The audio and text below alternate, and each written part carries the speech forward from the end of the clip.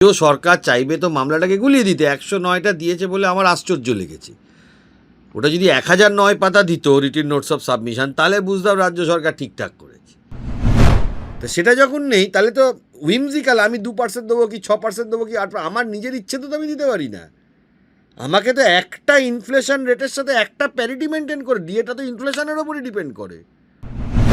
এ রাজ্য সরকার যারা যারা তৃণমূলের বিরোধিতা করে তাদের দুর্গাপুজো করতে দেয় না।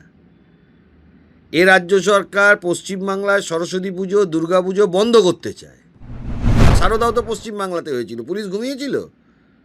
ওই লাল ডায়েরিটা কোথায় গেল? ভাইপোর পকেটে চলে গেল? মনে করি মানুষ এই পুলিশের অতি সক্রিয়তার প্রতিবাদ জানিয়েছে।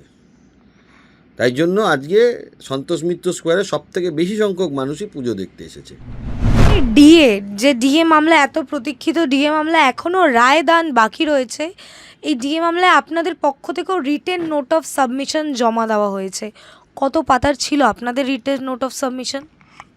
আমাদের খুব বড় নয়, 14-15 পাতা মতো ছিল। আর 2 সপ্তাহ দেওয়া হয়েছিল রাজ্য সরকারকে, 1 সপ্তাহ আমাদের দেওয়া হয়েছিল। আমরা সময় মতনই জমা করেছি। মূলত আমরা যেটা বলতে চেয়েছি আমাদের রিটেন নোটস অফ সাবমিশনে, যে 1/1/2006 যদি এক্সিস্টিং ইমলিউমেন্টসের মধ্যে ডিএ এআইসিপিআই মেনে ঢুকে যায়, that becomes a legally enforceable right. আলাদা করে আর রোপাতে এটা বলার কিছু নেই। এবার যখন all India consumer price index বাড়বে, মানে 1/1/2006 ডিএর পার্সেন্টেজ তাহলে 0 হচ্ছে, লাগছে না কর্মচারীদের। এবার যখন বাড়ছে তখন সেন্ট্রাল গভর্নমেন্ট অফিস মেমোরান্ডামে বাড়ালো, স্টেট গভর্নমেন্ট ক্ল্যারিফিকেটরি মেমোরান্ডাম দিয়ে বাড়ালো। এই হলো বিষয়। 107 থেকে 9 পাতার উত্তর মাত্র 14-15 পাতায়। দেখুন, সিনিয়র অ্যাডভোকেট গোপাল সুব্রমণিয়াম তিনি সেটেল করেছেন। আমি যত বড় বড় সিনিয়র অ্যাডভোকেটকে দেখেছি তারা খুব ছোটোর ওপর জিনিসটা তৈরি করে।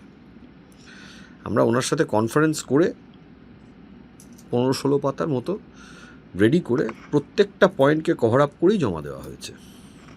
তাহলে রাজ্যে সেই 109 পাতার রিটেন নোট অফ সাবমিশনে এমন কি ছিল যে ক্ষেত্রে আপনারা? দেখুন, রাজ্য সরকার চাইবে তো মামলাটাকে গুলিয়ে দিতে, 109টা দিয়েছে বলে আমার আশ্চর্য লেগেছে।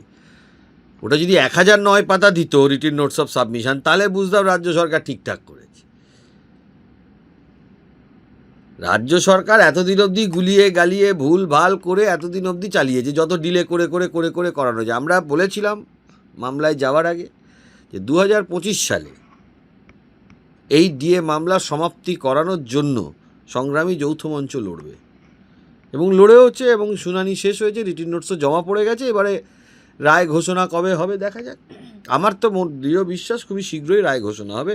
যা রায় ঘোষণা হবে সেটা সারা দেশের লোক মানবে। আচ্ছা, ভিন্ন 12টি রাজ্যে তো কেন্দ্রের হারে ডিএ দেওয়া হয় না, এই প্রসঙ্গ উল্লেখ ছিল রাজ্যের রিটেন নোট অফ সাবমিশন। এই প্রসঙ্গটা তো ট্রাইব্যুনালে উল্লেখ ছিল না, এই প্রসঙ্গটা তো হাইকোর্টের রাজ্য সরকার তোলেনি। এই প্রসঙ্গটা কেন সুপ্রিম কোর্টের রাজ্য সরকার তুলছে?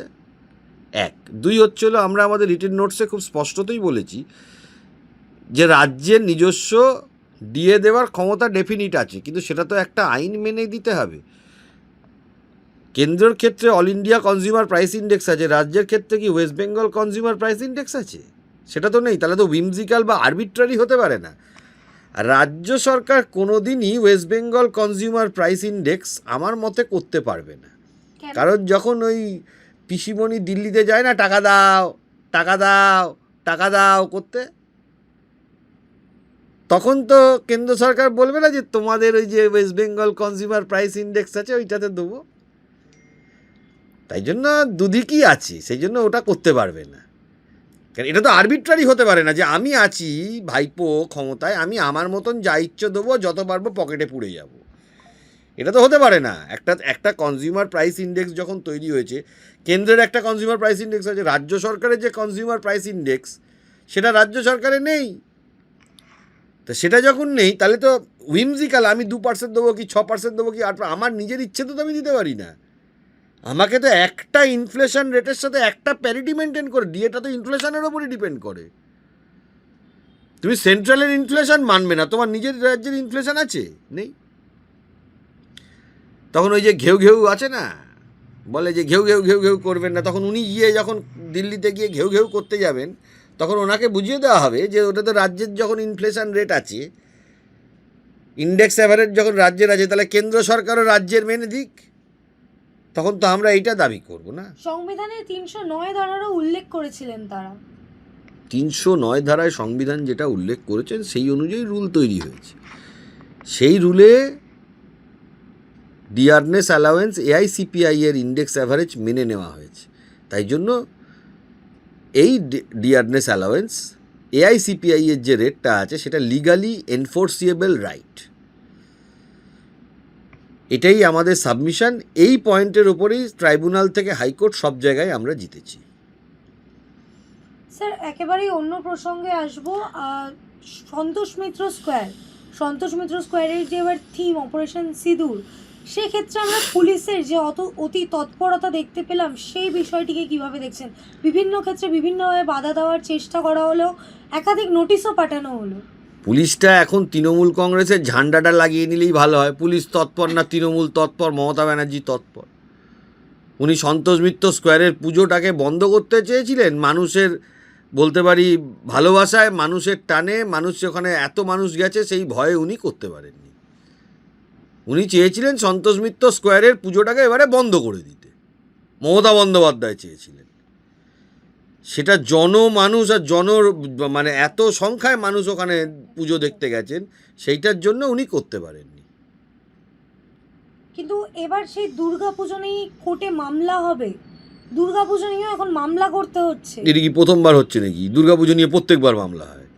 এ রাজ্য সরকার যারা যারা তৃণমূলের বিরোধিতা করে তাদের দুর্গাপুজো করতে দেয় না। এ রাজ্য সরকার পশ্চিমবাংলায় সরস্বতী পুজো, দুর্গাপুজো বন্ধ করতে চায়।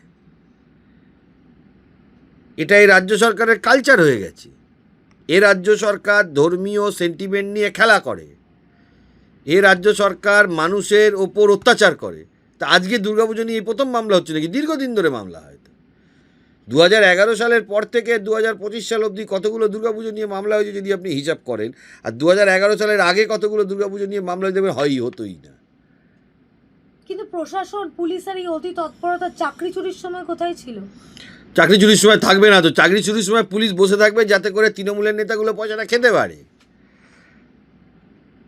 এই যে পুলিশের মধ্যে তো 50% তৃণমূল পার্টি করে। চাকরি যখন চুরি হচ্ছে তখন পুলিশ ঘুমিয়ে থাকবে যাতে করে তৃণমূলের নেতাগুলো চাকরি খেয়ে। সারদাও তো পশ্চিমবাংলাতে হয়েছিল, পুলিশ ঘুমিয়েছিল। ওই লাল ডায়েরিটা কোথায় গেল? ভাইপোর পকেটে চলে গেল? সেটা তো পুলিশের জবাব দেওয়া উচিত, পুলিশের যারা কর্মকর্তারা রয়েছেন। ওই লাল ডায়েরিটা তখন তো পশ্চিমবঙ্গ পুলিশ তদন্ত করছিল বলে শুনেছিলাম, নাকি লাল ডায়েরিটা চলে গেল দুবাইতে বা মালয়েশিয়াতে? সেটা দেখতে হবে তো, সেটাও ভবিষ্যতে তদন্ত করে দেখা উচিত। এই যে এত বাধা বিপত্তির পরও সন্তোষ মিত্র স্কোয়ারে যে ভিড় হয়েছিল সেটা সাধারণত অন্য কোথাও হয়নি, বিভিন্ন ক্ষেত্রে তেমনটাই জানা যাচ্ছে। এই যে নিরাপত্তা নিয়ে পুজো করলো সজল ঘোষ, কি বলবেন তার? মানুষ, এই যে এত সংখ্যায় মানুষ দেখতে এসেছেন সন্তোষ মিত্র স্কোয়ারের পুজো, আমি মনে করি মানুষ এই পুলিশের অতি সক্রিয়তার প্রতিবাদ জানিয়েছে। তাই জন্য আজকে সন্তোষ মিত্র স্কোয়ারে সব থেকে বেশি সংখ্যক মানুষই পুজো দেখতে এসেছে। এটা প্রতিবাদের একটা প্রতীক। দাদা একেবারেই শেষ প্রশ্ন, কুণাল ঘোষ কার্যত ফেসবুকে পোস্ট করেছেন যে সিপিএম পুজো মানে না, অথচ ওদের বই বিক্রির পোস্ট শুধু পুজোর সামনেই দেখা যায় কেন? দেখুন, পুজোতে প্রচুর মানুষের সমাগম হয়। সবাই যে প্যান্ডেলে যান তা না, অনেকে রাস্তায় বেরোন। বই বিক্রি করাটা কুণাল ঘোষদের আপত্তি, কারণ ওনারা পয়সা খেয়ে চাকরি দেন। যাদের কোনো যোগ্যতা নেই তাদের চাকরি দেন। বইটা বিক্রি হলে মানুষের যোগ্যতা বাড়বে, মানুষের জ্ঞান অর্জন হবে, সেটা কুণাল ঘোষরা চান না।